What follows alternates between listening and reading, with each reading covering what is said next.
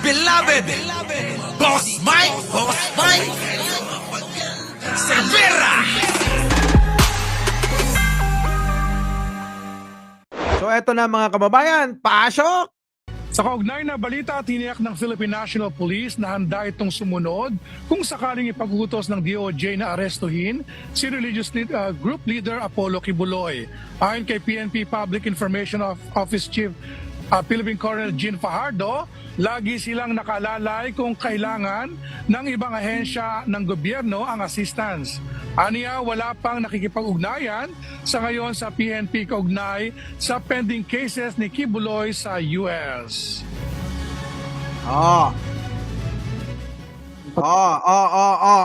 Ayun ha. Pagka ganyan po kasing mga kaso po, it should be the Department of Justice who should take cognizance of these cases. But on the part of the PNP, just like we normally do and usually do po, kapag kailangan po ng assistance ng PNP, ay lagi naman po tayong naka-ready na magbigay po ng assistance sa other concerned government agencies po like DOJ and DFA po. Narinig nyo. So balikan natin ha. Tandahanin natin. Sa kaugnay na balita, tiniyak ng Philippine National Police na handa itong sumunod kung sakaling ipag-utos ng DOJ na arestuhin si religious group leader Apollo Kibuloy. Ayon kay PNP Public Information Office Chief Philippine Colonel Jean Fajardo, lagi silang nakalalay kung kailangan ng ibang ahensya ng gobyerno ang assistance. Fake news yung sinasabi nila na hindi daw susunod ang PNP. Sasampalin kita ng burat. Ay, Naloko na. kasi mga boss, pinapakalat ng mga kabilang parlor na hindi daw susunod ang PNP. Hindi nga pumunta sa rally nyo. Binantayan nga kayo ng husto ng mga taga-PNP di ba? Bakit sinasabi nyo na hindi susunod? Paano ngayon yan? Nakahanda raw sila.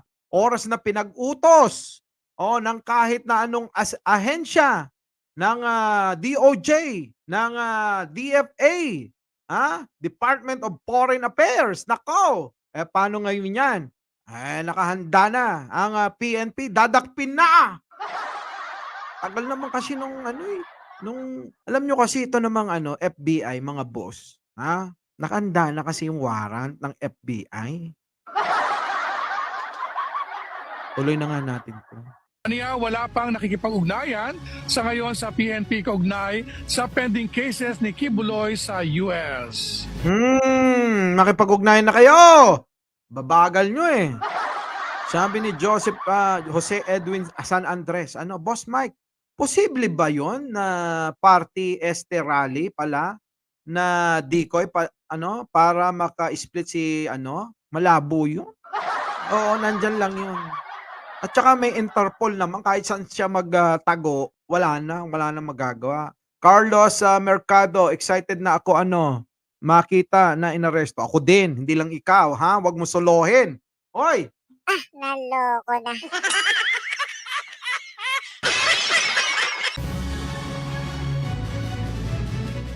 Pagka ganyan po kasing mga kaso po, it should be the Department of Justice who should take cognizance of these cases.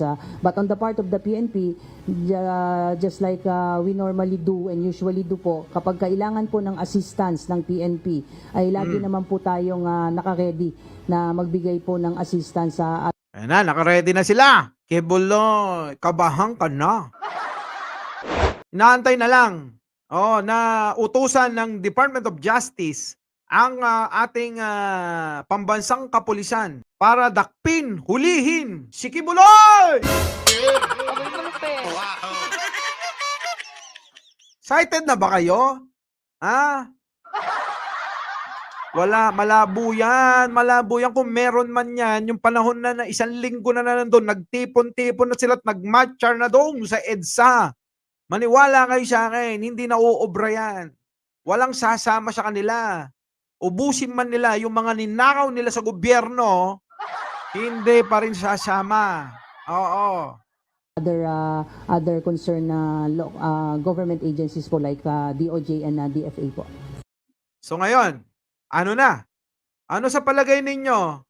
Sige nga, gusto ko malaman sa inyo kung sino tingin yung unang makakahuli? Ang Interpol ba? FBI? Congress? Senado? O ang Department of Justice? Sino? Mag-aagawan niya mga yan eh. Naloko na. Nandiyan na si Boss Ohem. Oo, shout out po sa inyo. NBI, Interpol. Ayan, sige nga.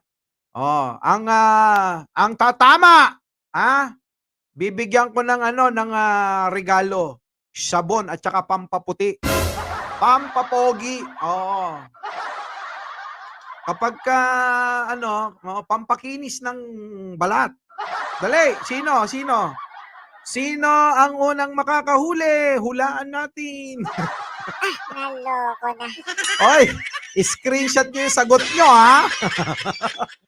Para meron kayo ebidensya dahil hindi na natin mababalikan tong live na to. God is good all the time. Oo. Yan, 'di ba?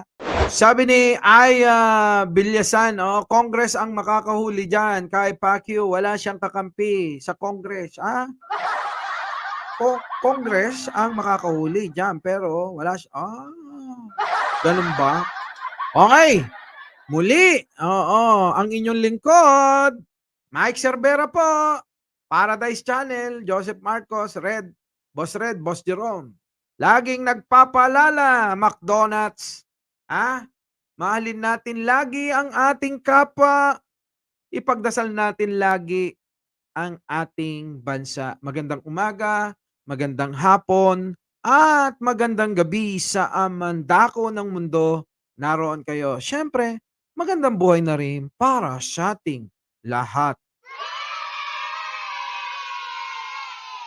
All out, I'm going all out.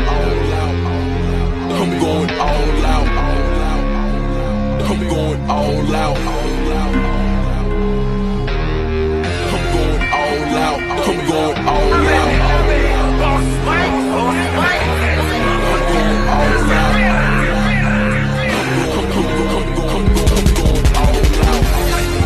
Mike Cervera siya'y nag-iisa, Boss Mike ang pangalan niya. Taong may paninindigan, tunay na kaibigan at bossing ng karamihan. Mike Cervera siya'y nag-iisa, Boss Mike ang pangalan niya. Taong may paninindigan, tunay na kaibigan at bossing ng karamihan. Matapang na hinaharap kahit anong palaban, mabait na kaibigan pero masama ang kalaban. Katangian na meron siya'y wag mong kakalimutan, kundi mo panig ang katotohanan tatamaan. Oo, marami nang nakalaban tong lodi ko, pero kailanman di natakot kahit kotito. Abutin man sa hukuman ang laban pari ko, siguradong talo ka kasi kakampi niya si bro. Sentibay ng pader kanyang pangalan, pagbumukha bibig parang dragon di mapigilan. Sasabihin niya kung ano gusto niyang sabihin, wala kayong magagawa para ito'y pigilin. Parang apoy mahirap nang maapula, daig niya pa si Marites kasi lahat alam niya na. Kaya wag kang magtaka kung saan siya nagmula, Mike Cervera ang pangalan ng isang mandirigma. Mike Cervera siya'y nag-iisa, Boss Mike ang pangalan niya. Taong may paninindigan, tunay na kaibigan at bossing ng karamihan.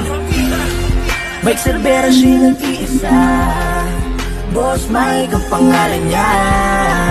Taong may paninindigan, tunay na kaibigan at bossing ng karamihan. Maraming taon na rin ginagalawan ng gantong sistema, nandito pa rin Mike Cervera, ang solid na ating kasama. Basta kakampi niya ang tama, siguradong itatama. Mga kamali ang nakikita ay wala kang panama. Boss Mike, kanyang pangalan, mahirap mapigilan, taong may paninindigan. Loyalista siya ni Marcos, kaibigan, sabay-sabay umasa na siya ang ating kailangan. Mike Cervera siya'y nag-iisa, Boss Mike ang pangalan niya. Taong may paninindigan, tunay na kaibigan at bossing ng karamihan. Mike Cervera siya'y nag-iisa, Boss Mike ang pangalan niya. Taong may paninindigan, tunay na kaibigan at bossing ng karamihan. Mike Cervera siya'y nag-iisa, Boss Mike ang pangalan niya. Taong may paninindigan, tunay na kaibigan at bossing ng karamihan. Mike Cervera siya'y nag-iisa, Boss Mike ang pangalan niya. Taong may paninindigan, tunay na kaibigan at bossing ng karamihan. All out, I'm going all out.